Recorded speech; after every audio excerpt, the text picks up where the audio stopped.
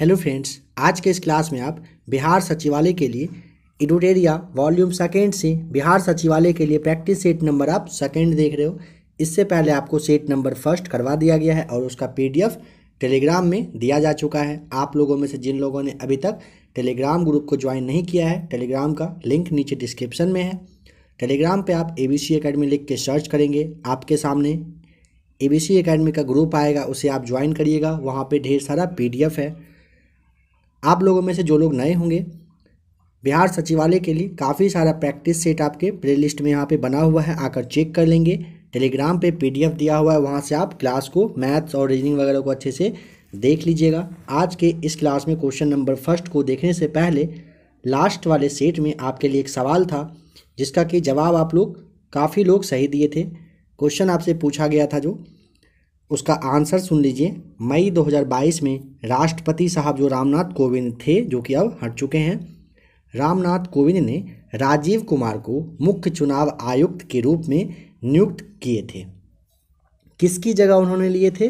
तो आपको ध्यान रखना था वहाँ पे कि सुशील चंद्रा के जगह पे अब राजीव कुमार भारत के मुख्य चुनाव आयुक्त बन चुके हैं। सवाल यह भी आपसे पूछा जा सकता है कि कितने नंबर पे वे हैं, कितने नंबर के हैं? तो 25वें नंबर के मुख्य चुनाव आयुक्त राजीव कुमार जी हैं। राइट आंसर आपका यही था। आइए आज के इस क्लास को स्टार्ट करते हैं क्वेश्चन नंबर अब फर्स्ट से। निम्न में से कौन सी पहाड़ी या फिर पहाड़ियाँ अरुणाचल प्रदेश और म्यांमार की सीमा बनाती है? देखिए, क्लास को आप ध्यान से देखिएगा, PDF लेके अच्छे से पढ़िए। एग्जाम का डेट आपका दिया जा चुका है। अपना मार्क्स भी कोशिश करिए काउंट करते चलने का, कितना आपका सही आ रहा है। ठीक है, ऑप्शन नंबर आपका यहाँ पे डी राइट आंसर हो जाएगा। पटकाई बूम पहाड़ियाँ बिल्कुल सही जवाब है। क्या पूछा है? अरुणाचल प्रदेश और म्यांमार की सीमा कौन सी बनाती है ना? तो पटकाई बूम पहाड़ी नाम है, ध्यान रखिएगा।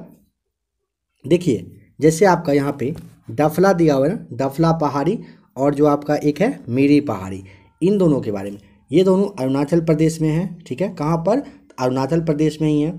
डफला जो है ना पहाड़ी, पूर्वोत्तर भारत में कहिए कि असम और अरुणाचल प्रदेश राज्य की सीमा के बीच में मतलब है। ठीक है, और आपका अबोर जो पहाड़ियाँ हैं भारत और चीन के बीच अंतर्राष्ट्रीय सीमा बनाती है, अरुणाचल प्रदेश में ही यह भी स्थित है।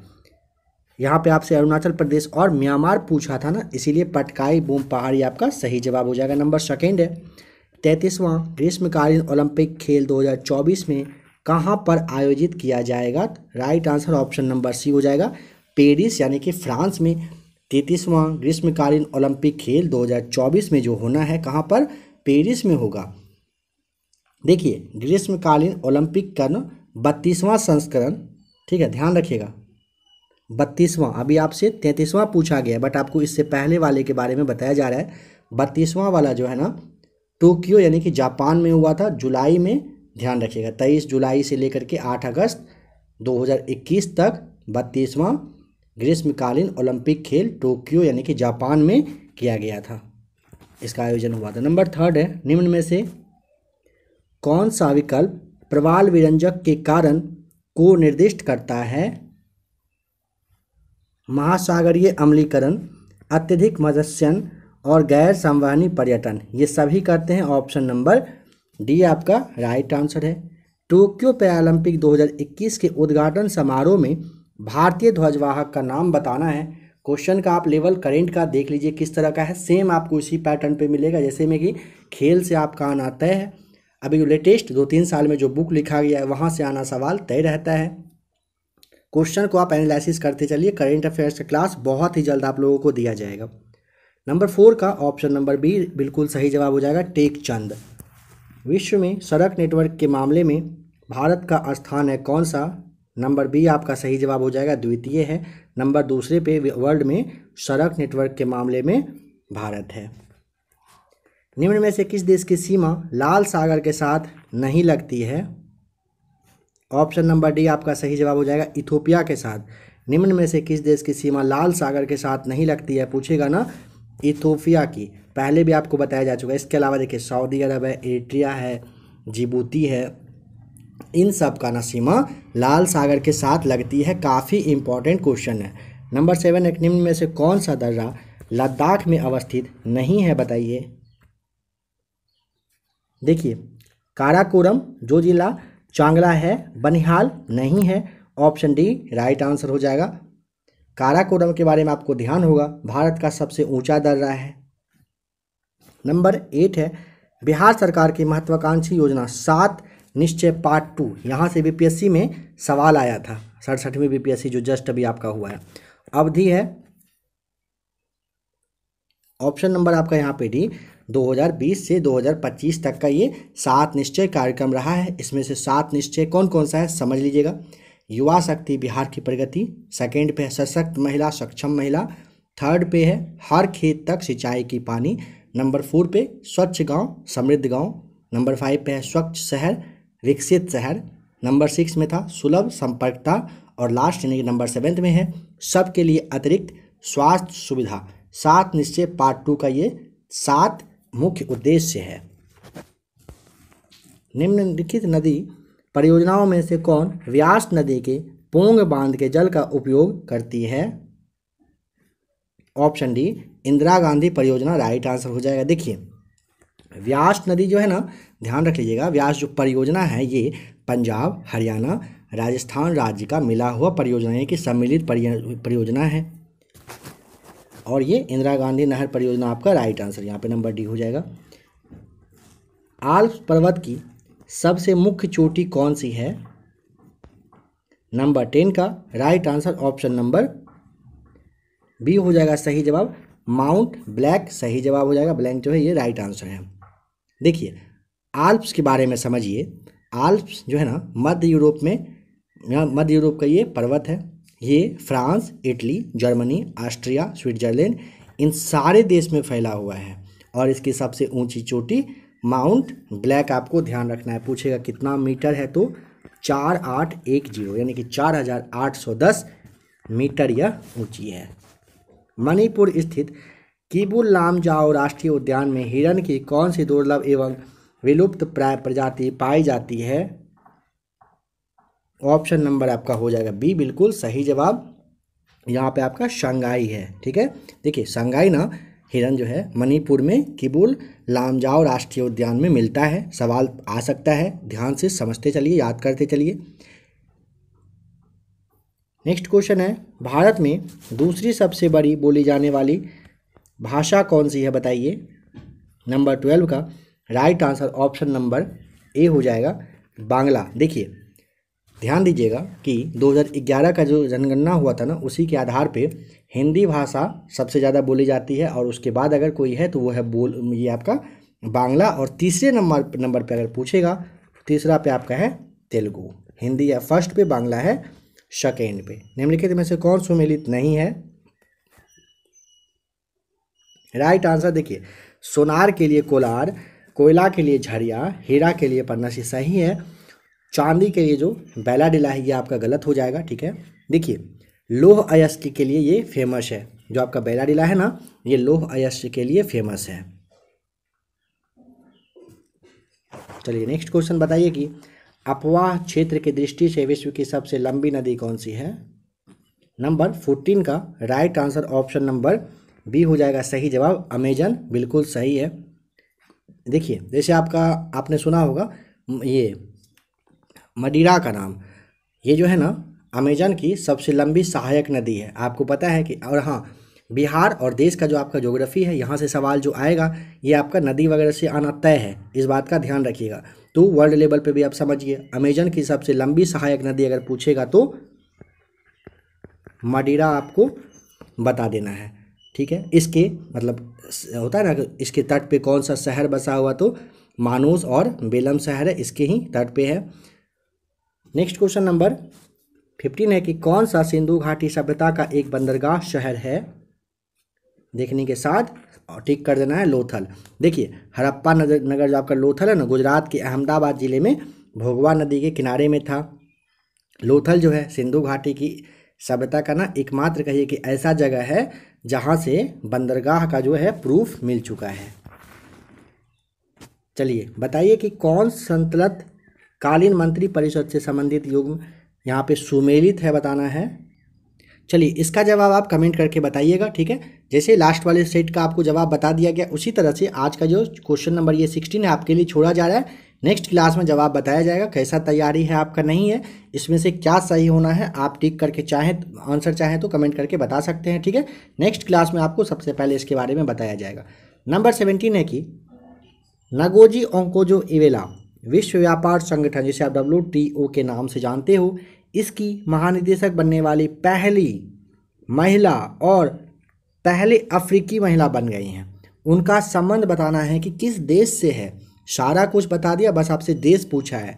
ऑप्शन बी नाइजीरिया आपका राइट आंसर हो जाएगा। ओंकोजी-इवेला ने 2021 में 1 मार्च के दिन पदभार संभाला है, मतलब तब से ये WTO की महानिदेशक बन चुकी हैं। बताइए निम्नलिखित में से कौन एक सही सुमेलित नहीं है। देखिए ऑप्शन जो ए है ना, ये आपका गलत हो जाएगा। भगत सिंह के द्वारा द इंडियन सोशियोलॉजिस्ट जो है आपका नहीं किया गया था।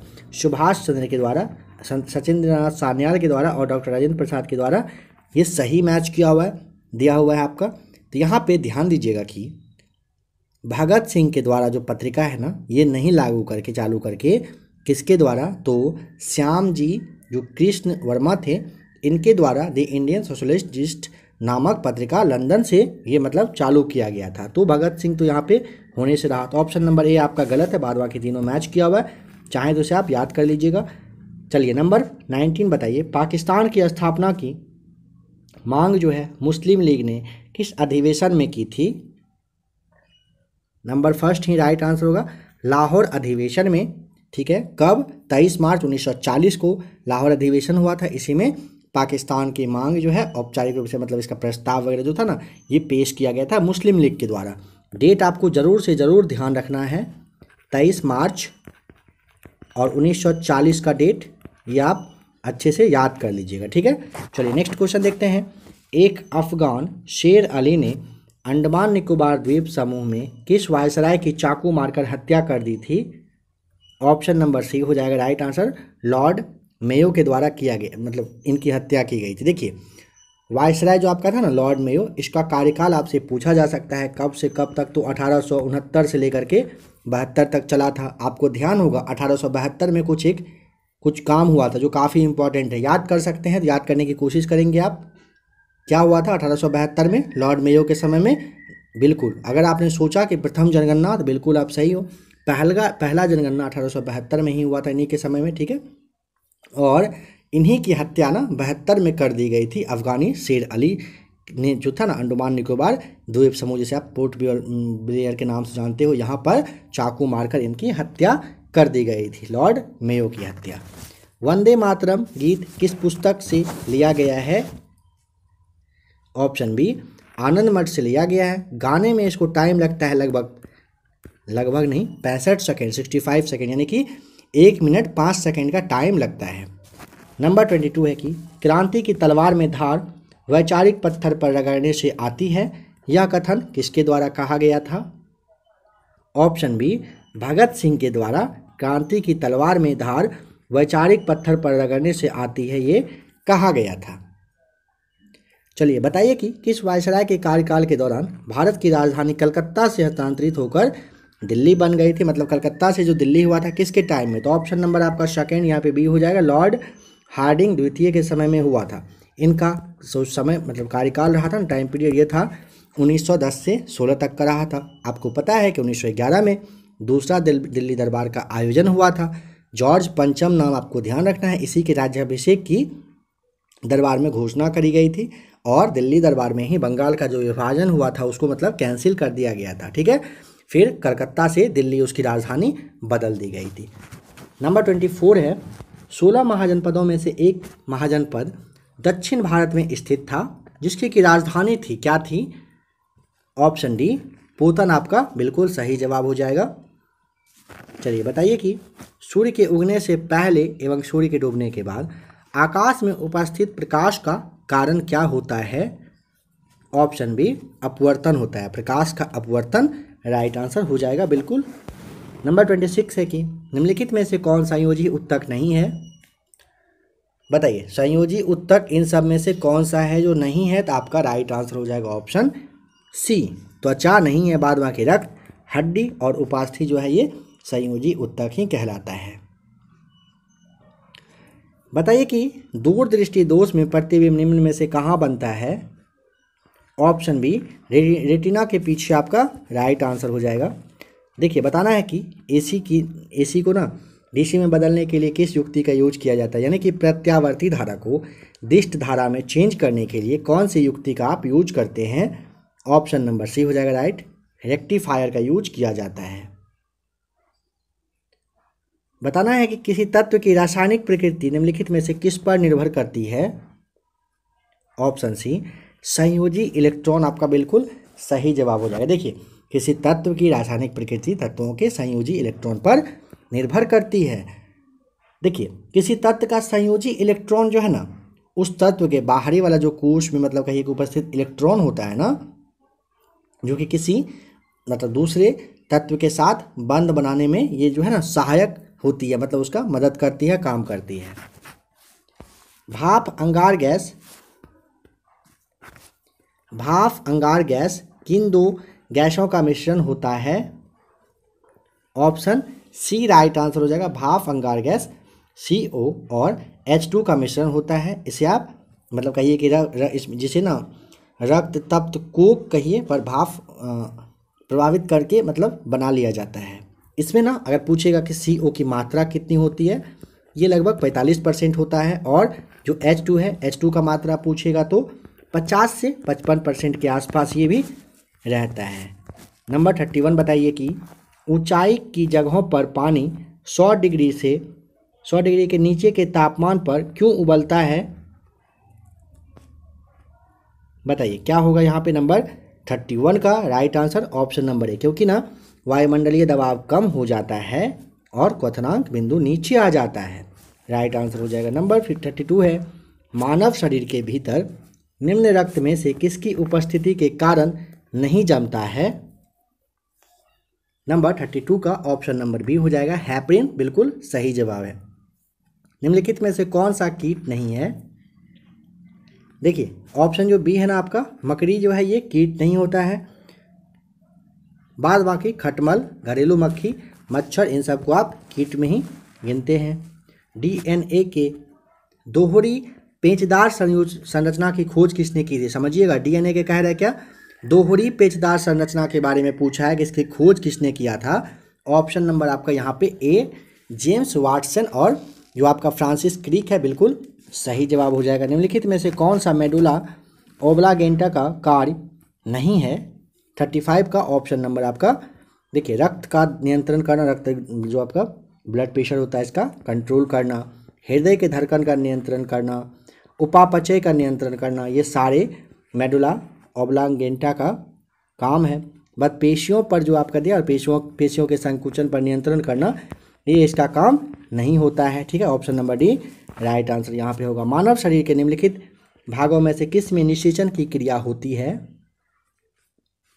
ऑप्शन डी अंडावाहिनी में होता है, सही जवाब है। देखिए मानव में निषेचन, यानी कि निषेचन मतलब आप ऐसे समझिए ना, फर्टिलाइजेशन जिसे कहते हैं, फर्टिलाइजेशन की क्रिया ना अंडावाहिनी कहिए या फिर फैलोपियन ट्यूब कहा जाता है, इसी में कंप्लीट होता है।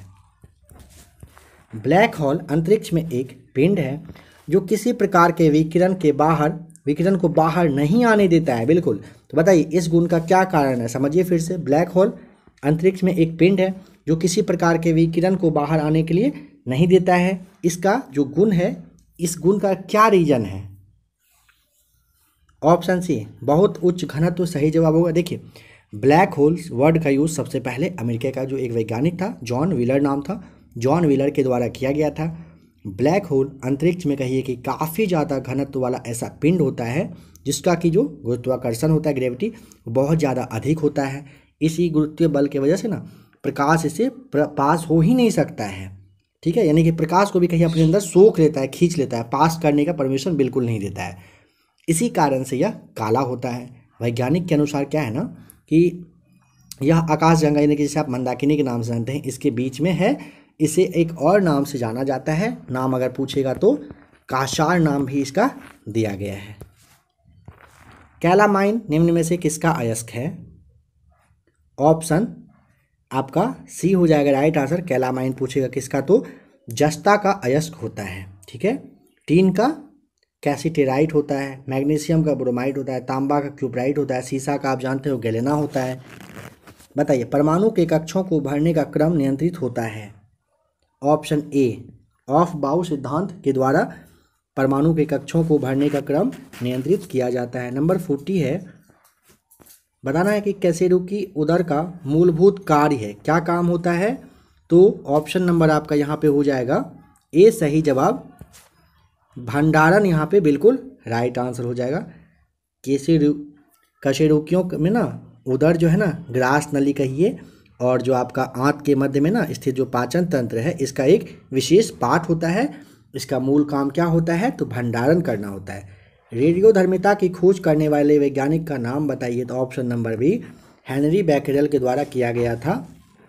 आपको पता है ना यहाँ पे कि रेडियोधर्मिता की जो खोज करने के लिए ना पेरिस में इनका जन्म हुआ था, जो हेनरी बैकेरेल साहब थे। इनको 1903 में मेरी और पियरे क्यूरी जो आपके हैं इनके साथ फिजिक्स का नोबेल पुरस्कार से सम्मानित इनको किया जा चुका है।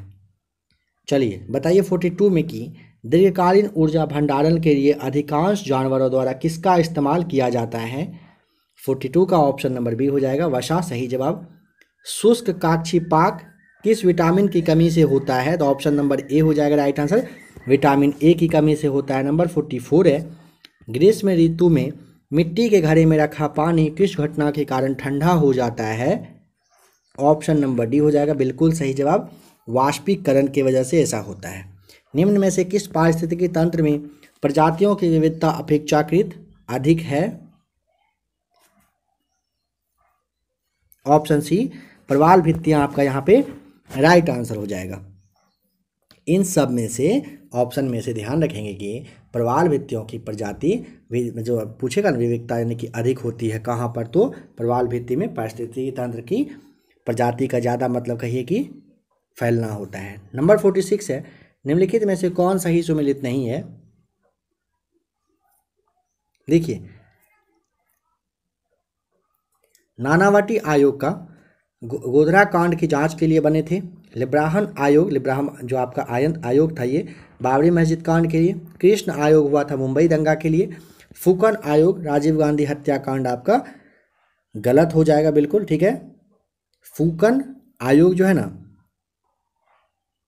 एक टेप कांड हुआ था जिसका क्या नाम है, तहलका। तहलका टेप कांड के लिए फुकन आयोग बना था, ठीक है। और जैसे आपका इंदिरा गांधी हत्याकांड हुआ था इसके लिए ठक्कर आयोग बना था। राजीव गांधी के लिए पूछेगा तो जैन आयोग बना था। ऑप्शन डी यहाँ पे सही है। भारतीय अर्थव्यवस्था में क्षेत्रों को सार्वजनिक तथा निजी में किस आधार पर वर्गीकृत किया जाता है। ऑप्शन ए उपक्रमों पर स्वामित्व के आधार पर इसको भारतीय अर्थव्यवस्था में क्षेत्र का जो पूछेगा सार्वजनिक और निजी में अगर किस आधार पर उसे बांटा जाता है तो उपक्रमों पर स्वामित्व के आधार पर। जूट का सर्वाधिक उत्पादन कौन सा देश करता है। 48 का राइट आंसर ऑप्शन नंबर आपका ए हो जाएगा, भारत। भारत में ना वर्ल्ड का लगभग मान लीजिए ना आपकी 60% जूट का उत्पादन किया जाता है। किस तिथि को प्रतिवर्ष राष्ट्रीय सांख्यिकी दिवस के रूप में मनाया जाता है। 49 का ऑप्शन नंबर डी 29 अगस्त बिल्कुल सही जवाब हो जाएगा। यहाँ पे बताइए कौन सा जो है सही मैच किया हुआ नहीं है। तो देखिए उर्वरक उत्पादन आप याद करिए तो बादामी था,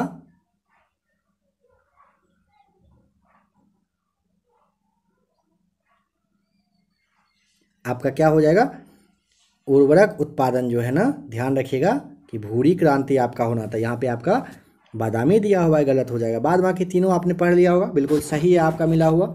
इसे आप चाहें तो याद कर लीजिएगा। श्वेत क्रांति अगर पूछेगा तो आपको पता है दूध से था। गुलाबी जो है ये प्याज झींगा वगैरह के उत्पादन से था। गोल था आलू के, ठीक है। आप यहाँ पे ऑप्शन नंबर डी देख पा रहे हो, गोल हो जाएगा, क्रांति आलू से है। स्वर्ण रेशा क्रांति कपास के उत्पादन से था। चलिए नंबर 51 देखते हैं। बताइए भारत में राष्ट्रपति के निर्वाचन की पद्धति को किस देश के संविधान से लिया गया है। 51 का राइट आंसर ऑप्शन नंबर आपका डी हो जाएगा, आयरलैंड से लिया गया है। आयरलैंड से याद करिए क्या क्या था, अगर आपको ध्यान आ रहा हो। राज्य के नीति निर्देशक तत्व, राष्ट्रपति का निर्वाचन आपने देख ही लिया। राज्यसभा में जो आपका सदस्य को मनोनीत किया जाता है राष्ट्रपति के द्वारा, ये सब आयरलैंड से लिया गया है। चलिए आपको अगर पता हो तो आप बताइए तो राज्यसभा में राष्ट्रपति के द्वारा कितने लोगों को मनोनीत किया जाता है? काफ़ी इजी क्वेश्चन है, आपको अगर जवाब पता हो तो आप कमेंट जरूर करके बताएंगे। लोकसभा का सदस्य निम्न में से किसे संबोधित करके अपना त्यागपत्र देता है? ऑप्शन नंबर आपका हो जाएगा सी सही जवाब, लोकसभा अध्यक्ष को दिया जाता है। निम्न में से किस अनुच्छेद में पाकिस्तान से भारत आए लोगों के लिए नागरिकता के अधिकार का उल्लेख है? ऑप्शन सी अनुच्छेद 6 में। समझिएगा थोड़ा सा, भारतीय संविधान का जो आपका भाग दूसरा है, अनुच्छेद आपका 6 है, पाकिस्तान से आने वाले लोगों के लिए नागरिकता के बारे में इसमें दिया हुआ है। चलिए बताइए, स्वतंत्र भारत के प्रथम वित्त मंत्री कौन थे? ऑप्शन नंबर डी आर के षणमुखम सेठी रहे थे। भारत के पहले राष्ट्रपति डॉक्टर राजेंद्र प्रसाद, उपराष्ट्रपति सर्वपल्ली राधाकृष्णन, भारत के प्रथम प्रधानमंत्री जवाहरलाल नेहरू रहे थे। उप प्रधानमंत्री पूछेगा तो वल्लभ भाई पटेल रहे थे। लोकसभा के प्रथम स्पीकर याद करिए तो गणेश वासुदेव मावलंकर साहब थे। लोकसभा के प्रथम डिप्टी स्पीकर अयंगर साहब रहे थे। राज्यसभा के प्रथम सभापति सर्वपल्ली राधाकृष्णन थे। राज्यसभा के प्रथम उपसभापति तो कृष्णमूर्ति राव साहब रहे थे। सबको ध्यान रख लेंगे आप। देखिए एग्जाम का जब आपका टाइम आएगा ना, चलिए अभी क्लास देख लीजिए पहले। देखिए, किस संविधान संशोधन ने मंत्रिपरिषद के आकार को सदन के कुल आकार के 15% तक सीमित कर दिया है? तो राइट आंसर आपको बताइए कौन से वे संविधान संशोधन के तहत ये हुआ है, पूछेगा तो नंबर बी हो जाएगा 91वां संविधान संशोधन, जो कि आपका हुआ था 2003 में। इसके तहत क्या हुआ था? संविधान का अनुच्छेद, कुछ समझिए पॉइंट यहाँ पे। संविधान का अनुच्छेद सबसे पहले आपका जो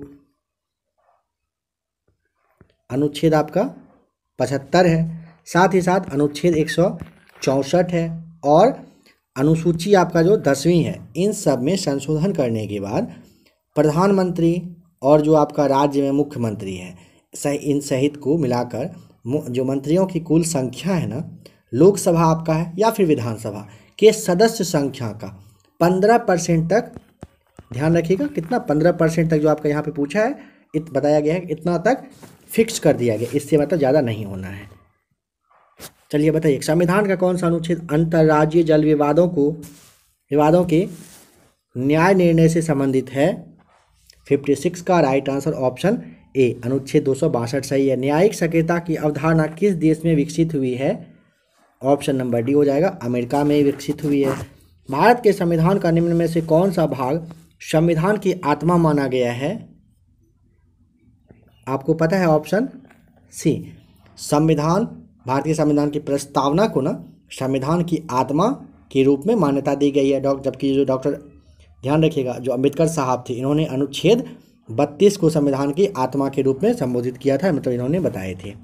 निम्नलिखित में से कौन यहाँ पे है जो सुमेलित नहीं है, यानी कि सही मैच किया हुआ नहीं है, बताइए। तो देखिए, राज्यपाल द्वारा जिला न्यायाधीशों की नियुक्ति अनुच्छेद 233 के तहत, संसद द्वारा 2 या 2 से अधिक राज्यों के लिए एक न्यायालय स्थापित करने की शक्ति 231 में है। राष्ट्रपति द्वारा तदर्थ न्यायाधीशों की नियुक्ति अनुच्छेद 127 में, और उच्च न्यायालय का गठन अनुच्छेद आपका 214 में नहीं है, ध्यान रखिएगा। संविधान का अनुच्छेद जो आपका 216 है ना, 216 में उच्च न्यायालय के गठन के बारे में दिया गया है। निम्न में से किसे समाप्त किया जा सकता है पर भंग नहीं किया जा सकता है? ऑप्शन नंबर आपका ए सही जवाब हो जाएगा, विधान परिषद को भंग नहीं किया जा सकता है, समाप्त किया जा सकता है। चलिए नंबर 61 पे चलते हैं। बताइए कि वर्ष 2023 में 49वां G7 शिखर सम्मेलन का आयोजन किस देश में किया जाएगा? ऑप्शन ए सही जवाब हो जाएगा, जापान में होना है। 2023 में 49वां G7 शिखर सम्मेलन जापान में किया जाएगा। केंद्रीय बजट 2022-23 के अनुसार वित्तीय वर्ष 2022-23 में राजकोषीय घाटा सकल घरेलू उत्पाद का कितना प्रतिशत अनुमानित है? ऑप्शन ए 6.4% अनुमानित है। प्रधानमंत्री नरेंद्र मोदी ने किस वर्ष तक देश को ऊर्जा स्वतंत्र बनाने का लक्ष्य रखा है? ऑप्शन नंबर आपका हो जाएगा सी सही जवाब, वर्ष 2047 तक रखा गया है। बताइए कि मेकांग गंगा सहयोग भारत और कितने अन्य देशों के द्वारा शुरू की गई एक पहल है? ऑप्शन बी सही जवाब हो जाएगा, 5 और देश के साथ की गई है। देखिए, मेकांग गंगा सहयोग की शुरुआत ना वर्ष 2000 ईस्वी में लाओस में हुआ था। इस परियोजना में भारत सहित टोटल 6 देश, भारत को मिलाकर कहा जा रहा है 6, ऐसे भारत को छोड़कर 5 देश। कौन कौन से हैं 6 देश? तो भारत हो गया आपका, थाईलैंड है, म्यांमार है, वियतनाम है, कंबोडिया है और लाओस है। ये सारे देश मिलकर के क्या किए हैं? मेकांग गंगा सहयोग की शुरुआत किए हैं। नंबर 65 है कि भारत की फिल्म और टेलीविज़न संस्था कहाँ पर स्थित है? ऑप्शन नंबर डी हो जाएगा सही जवाब, पुणे में है। बिहार आर्थिक सर्वेक्षण 2021-22 के अनुसार मक्का उत्पादन में बिहार का स्थान बताना है, तो ऑप्शन नंबर सी हो जाएगा, मक्का के उत्पादन में बिहार का स्थान 2021-22 के अकॉर्डिंग तीसरा है। जबकि लीची और मखाना के उत्पादन में पूछेगा तो बिहार जो है वो टॉप पर बना हुआ है, यानी कि फर्स्ट पे है। लेप्चा जनजाति किस राज्य में निवास करती है? ऑप्शन ए हो जाएगा सही जवाब, लेप्चा कहाँ पर है? तो सिक्किम में रहता है। हाल ही में केंद्र शासित प्रदेश दिल्ली के नए उपराज्यपाल कौन बने हैं? 68 का ऑप्शन नंबर सी हो जाएगा सही जवाब, विनय कुमार सक्सेना। देखिए, जब आपका एग्जाम आएगा ना, उसके 15 दिन पहले आपको क्लास दे दिया जाएगा हर एक राज्य और वहाँ के जो आपके राज्यपाल हैं उसके बारे में, क्योंकि आपको पता है अभी हो सकता है कुछ चेंज भी हो जाए। और आपको ये भी ध्यान रखना है कि बिहार सचिवालय का जो आपका डेट दिया जा चुका है नवंबर के लास्ट में, उसके 15 दिन पहले आप मानिए तो 10 से 15 नवंबर के बीच में क्वेश्चन जो होता है वो प्रिंट आउट वगैरह होके तैयार हो जाता है 10 से 15 दिन पहले, ठीक है। तो 15 दिन पहले तक का ही सारा कुछ आपको जानना है। कोशिश करना है कि 15 नवंबर के बाद करेंट अफेयर्स को आप नहीं के बराबर देखें, क्योंकि देखने से कोई फ़ायदा होगा नहीं। क्वेश्चन सेट हो जाएगा, फिर कुछ भी करंट अफेयर्स होता है तो वो चेंज तो होने वाला है नहीं। बताइए कि लेप्चा आपने देख लिया, ध्यान रखिएगा सिक्किम में है। हाल ही में केंद्र शासित प्रदेश दिल्ली के नए राज्यपाल, हाँ, और 68 का जो है right answer option number C हो जाएगा, विनय कुमार सक्सेना। ठीक है, आप लोग अगर न्यूज़ देखते होंगे तो आपको ज़रूर पता होगा इनका नाम पता होने का रीज़न सबसे बड़ा बात है कि न्यूज़ में पर डे ये और जो अभी दिल्ली के चीफ मिनिस्टर है दोनों आते रहते हैं, दोनों एक दूसरे पे विवाद टिप्पणी करना ऐसा वैसा खतरनाक चल रहा है, तो ये ज़रूर काफ़ी लोगों को ज़रूर पता होगा। साथ ही साथ जो देख लीजिए भागवंत सिंह मान है, ये क्या हैं? तो पंजाब के मुख्यमंत्री हैं। प्रमोद सावंत क्या हैं? तो गोवा के मुख्यमंत्री हैं। राजेंद्र विश्वनाथ अलकेरकर जो दिया हुआ है हिमाचल प्रदेश के, ये राज्यपाल हैं। अंटार्कटिका में स्थापित भारत की प्रथम ध्रुवीय अनुसंधान केंद्र का नाम क्या है? ऑप्शन नंबर डी हो जाएगा सही जवाब, दक्षिण गंगोत्री आपको ध्यान रखना है। कार्टाजेना प्रोटोकॉल का संबंध निम्नलिखित में से किससे है? तो ऑप्शन डी, जैव सुरक्षा समझौते से है। देखिए, कार्टाजेना प्रोटोकॉल का जो संबंध है ना, जैव सुरक्षा आपका जो है समझौते से है। ये ना 2000 ईस्वी में ना, डेट अगर आप जानना चाहें तो मतलब जो आपका ये 29 जनवरी का डेट आप देख लीजिए, 29 जनवरी 2000 ईस्वी को ये मतलब एक्सेप्ट किया गया था। और इसके बाद आपका जो 11 सितंबर का टाइम है 2003 में 11 सितंबर से ये कार्टाजेना जो आपका मतलब कहिए कि प्रोटोकॉल है, यानी कि जैव सुरक्षा समझौता, इसी दिन से इसको लागू कर दिया गया है। ठीक है, तो फ्रेंड्स अभी आपने जीके जीएस का क्लास देखा जिसमें कि आपका 25 क्वेश्चन साइंस का था।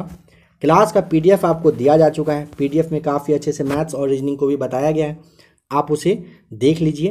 बिहार सचिवालय का डेट काफ़ी ज़्यादा आपका पास में है, अच्छे से पढ़ाई करिए। बार बार आपको हर एक सेट में आप कहा जा रहा है और आगे भी कहा जाएगा, ज़्यादा से ज़्यादा टाइम फोकस करिए पढ़ने पे।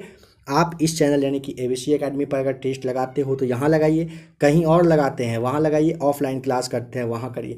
जहाँ भी पढ़ाई कर रहे हो कोशिश करिए अगल बगल सामने इधर उधर कुछ भी एक्स्ट्रा चीज़ पे फोकस ना करके हर एक क्वेश्चन पे आप फोकस करिए। कुछ ही दिनों में आपका एग्ज़ाम हो जाएगा, फिर आपको अगर रिलैक्स करना होगा तो करिएगा। ये सब सारा कुछ होता रहेगा। अभी तक अगर आप सीरियस हो गए हो, यकीन मानिए जो लोग अभी सीरियस हैं आपका रिजल्ट इस बार होगा, जो सीरियस नहीं है उनका तो कोई बात ही नहीं है। आप लोगों में से काफ़ी लोगों का मैसेज है कि बिहार एसआई के लिए क्लास स्टार्ट किया जाए। बिहार एसआई मतलब बिहार दरोगा के लिए। तो अगर आप लोग देखना चाहते हैं क्लास बिहार दरोगा तो आप यूट्यूब पे इस वीडियो के नीचे आप चाहें तो कमेंट कर सकते हैं, या फिर नेक्स्ट वीडियो में भी आप कमेंट करके बताइएगा। अगर आपको बिहार दरोगा का क्लास देखना हो तो बहुत ही जल्द फिर आप लोगों के लिए उसका भी क्लास स्टार्ट कर दिया जाएगा। 2-4-5 दिनों के बाद, ऐसा समझ लीजिए आप कि 15 या 16 तारीख के बाद से बिहार सचिवालय के लिए आप लोगों के लिए काफ़ी सारा क्लास आएगा। थोड़ा सा आपको वेट करना है। 15-16 अक्टूबर के बाद से 30 से 35 दिन का जो आपके लिए टाइम पीरियड रहेगा, काफ़ी सारा क्लास दिया जाएगा, काफ़ी सारा मटेरियल प्रोवाइड करवाया जाएगा। प्ले लिस्ट बना हुआ है, वहाँ पे काफ़ी सारा और क्लास है। जो लोग नए होंगे जुड़ करके आप चाहें तो क्लास को देख सकते हैं। चलिए मिलते हैं बहुत ही जल्द एक और नए क्लास के साथ।